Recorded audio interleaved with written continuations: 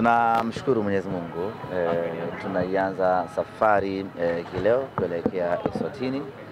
Safari yetu itaanzia hapa kwa shirika la ndege la Tanzania, Air Tanzania. Tutapitia mpaka Johannesburg, Afrika Kusini. Tutakuwa na mapumziko ya saa moja na baada hapo tutachukua ndege nyingine kuelekea Eswatini, ambapo tunakusudia kufika majira ya saa 10 jioni kwa saa za hapa nyumbani Tanzania. Punde mara baada ya kufika, vijana watapumzika kidogo, na baada hapo tutaingia moja kwa moja kwenye maandalizi kwa maana ya mazoezi hii leo ya kuondoa uchovu wa safari, na kesho kwa maana ya Ijumaa, Jumamosi itakuwa ni siku ya mazoezi fuli kuelekea katika mchezo wetu dhidi ya Nsingizini Hotspur. Maandalizi yetu kwa mpaka hapa yamekamilika kwa 80% kwa maana ya maandalizi ya kiufundi na ya kiutawala.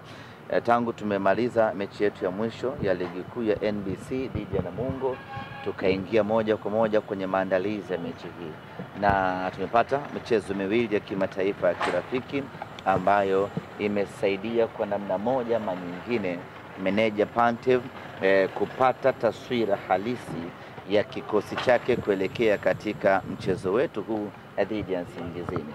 Kwa hiyo kwenye upande wa maandalizi tuko vizuri sana, na tunaamini tutakuwa na mchezo mgumu dhidi ya Nsingizini, lakini maandalizi ambayo tumeyafanya na mahitaji tuliyokuwa nayo na mabadiliko tuliyokuwa nayo kwenye timu yetu yanatupa confidence kubwa ya kuwa na uhakika wa kupata matokeo chanya ambayo yatatuwezesha kufuzu na kwenda hatua ya makundi.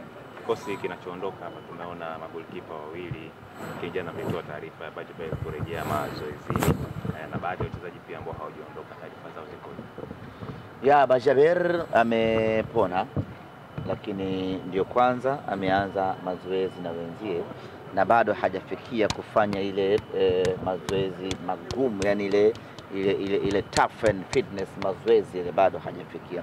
Anafanya mazoezi mepesi ya taratibu kwa ajili ya kurejea kwenye utimamu wa 100%.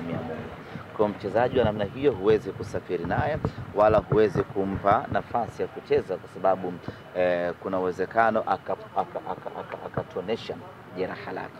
Kwa hiyo tumeamua kumwacha aendelee kufanya mazoezi binafsi, na timu itakaporejea atajiunga na wenzake. Musa Kamara alikuwa kwenye timu ya taifa ya Guinea, lakini ripoti tulipata kutoka huko ni kwamba bado anajisikia maumivu ya hapa na pale kwenye goti ambalo aliumia kwenye mechi yetu ya mwisho dhidi ya Gaborone United.